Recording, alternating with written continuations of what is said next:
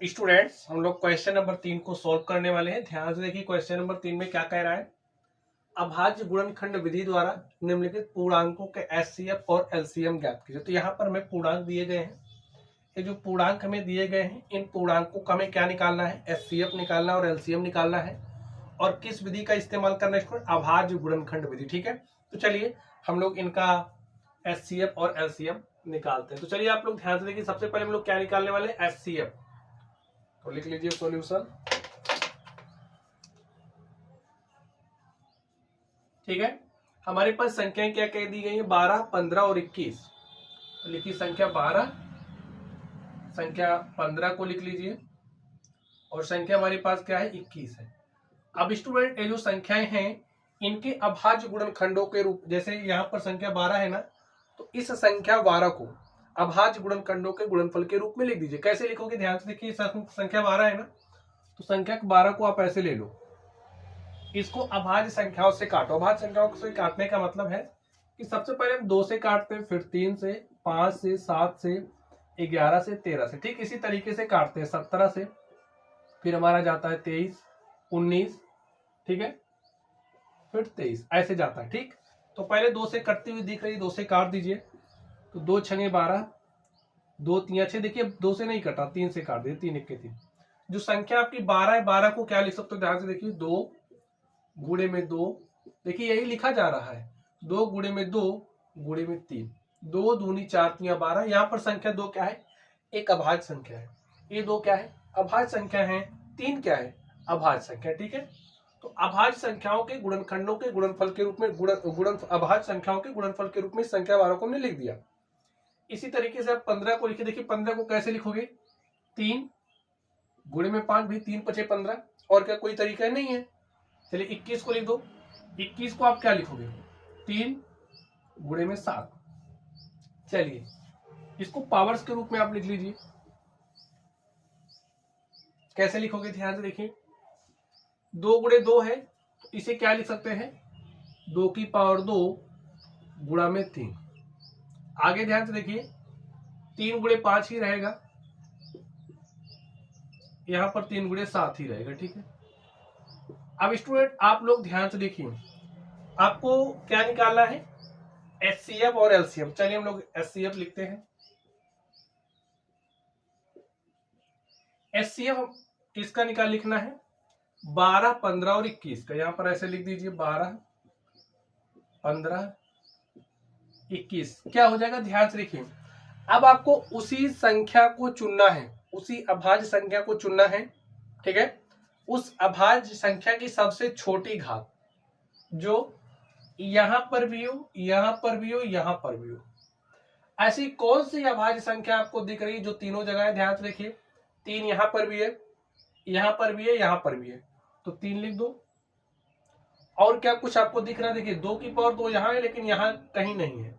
तो जब भी हमको एचसीएफ निकालना होगा, तो जो भी हमारी अभाज्य संख्या होगी, जैसे अभाज्य संख्या 3 यहां पर भी थी, 3 यहां पर भी था, 3 यहां पर भी था, तो उसको हमने लिख दिया, और कुछ नहीं मिलता। ठीक है, तो यही हमारा क्या हो गया, 3 एचसीएफ हो गया। बात समझ गए। अब हमें एलसीएम लिखना है। देखिए एलसीएम किसका, 12, 15 और 21 का। अब स्टूडेंट जब भी आपको एलसीएम लिखना होगा, प्रत्येक डेफिनेशन ध्यान से समझ लो, प्रत्येक उस अभाज्य संख्या को लिखना है, अभाज्य संख्या की सबसे बड़ी घात। जैसे यहाँ पर अभाज्य संख्या देखिए 2 है, 2 की सबसे बड़ी घात 2 की पावर 2, और कहीं 2 की पावर 2 दिख रहा, नहीं दिख रहा। तो जो भी आपकी अभाज्य संख्या 2 है, 2 की सबसे बड़ी घात क्या है, 2 की पावर 2, तो इसको यहाँ ऐसे लिख दो, 2 की पावर 2 गुणे में। अभाज्य संख्या देखिए 3 है, 3 की सबसे बड़ी पावर क्या है भाई, 3 की पावर 1 यहाँ पर भी है, 3 की पावर 1 यहाँ पर भी है, 3 की पावर 1 यहाँ पर भी है, तो 3 लिख दो। 3 की पावर 1 का मतलब 3 ही हो गया। अब अभाज्य संख्या उसके बाद आपकी क्या है, 5 है, तो 5 की सबसे बड़ी पावर देखिए इसमें से क्या है, 5 ही है ना, तो लिख दो। अभाज्य संख्या 7 की सबसे बड़ी पावर देख लीजिए, 7 की पावर 1 अर्थात 7 ही है। बस 2 की पावर 2 का मतलब 4, 4 3 12 5 60 गुणे 7, तो 60 गुणे 7 करिए, 7 0 0 7 6 42, 420। यही आपका एलसीएम हो गया 420, और जो आपका HCF वो क्या हो गया 3। ठीक है, चलिए अब हम लोग इस क्वेश्चन पर चलते हैं और देखते हैं इसका सोल्यूशन क्या होगा। ध्यान से देखिए आप लोग। चलिए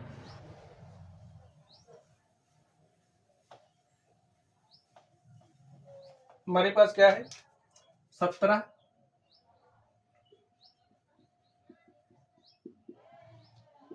है, 23 है, 29। अब स्टूडेंट अगर आप लोग इसको ध्यान से देखोगे तो आप पाओगे 17 हमारी क्या है अभाज्य संख्या। 17 तो सिर्फ 17 से ही कटेगी, तो इसको भाई 17 ही लिखेंगे और इसको 23 ही लिखेंगे और इसको 29 ही लिखेंगे। आप अभाज्य गुणनखंडों के गुणनफल के रूप में लिखना चाहोगे तो 1 गुणे 17 ही, उससे अधिक कुछ नहीं लिख सकते। 1 गुणे 23, 1 गुणे 29, तो 1 लिखने की जरूरत होती नहीं है। तो देखिए अब आपको क्या बताना है, ध्यान से देख लो, ऐसे लिख लो। ठीक है, क्यों लिख रहे हैं अभी आपकी समझ में आ जाएगा। आपको क्या बताना है HCF। ठीक है, तो HCF निकालने का मैं एकदम आसान सा तरीका आपको बता रहा हूं, उसको आप ध्यान से समझ लेना। ठीक है, वह संख्या HCF होगी जो 17 को भी काट दे पूरी तरीके से, 23 को, 29 को, या फिर वह संख्या जो यहां पर भी हो, यहां पर भी, यहां पर भी। बताइए ऐसी कौन सी संख्या है 1, यहां पर भी है, यहां पर भी, यहां पर भी है। तो 1 क्या हो जाएगा 17, 23, 29 का HCF। ठीक है, चलिए अब बात हो रही LCM की। LCM निकालिए, किसका 17, 23, 29 का क्या हो जाएगा। ध्यान से देखिए, प्रत्येक जो भी अभाज्य संख्या है उसकी सबसे बड़ी घात का गुणनफल। तो अभाज्य संख्या देखिए यहाँ पर क्या 17 है, तो 17 की सबसे बड़ी घात, भाई 17 की घात एक ही और कहीं 17 नहीं दिख रहा, 17 की पावर और कहीं बड़ी नहीं दिख रही है एक से, तो आप यहाँ 17 लिख दोगे। यहाँ पर उसी तरीके से 23 है और यहाँ पर 29 है। इसका गुणा कर दो, जो भी आपके पास आएगा वही LCM हो जाएगा। गुणा करिए, 23 गुणे 27 करिए, 17 करिए, 17 तिया 51 के 1 हासिल 5, 17 दूनी 34, 5 39 गुणे 29। ठीक है, चलिए 391 गुणे 29 कर दीजिए।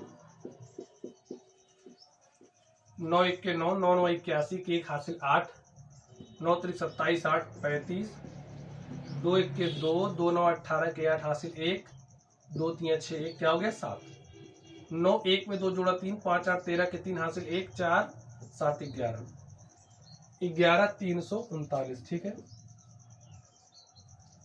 यही हमारा क्या हो गया स्टूडेंट आंसर हो गया। ठीक है, चलिए अब हम लोग चलते हैं इस सेकंड नंबर पर और देखते हैं इसका थर्ड नंबर पर और देखते हैं इसका सॉल्यूशन क्या होगा।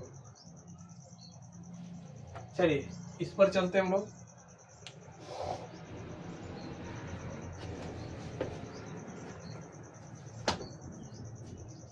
आराम से देख लीजिए।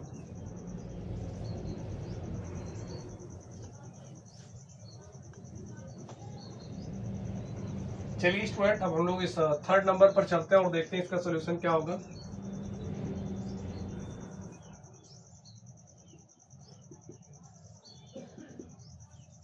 क्या है आपके पास संख्या 8 है, 9 है, 25 है। ये जो संख्या है इसको अभाज्य संख्याओं के गुणनफलों के रूप में लिख दीजिए।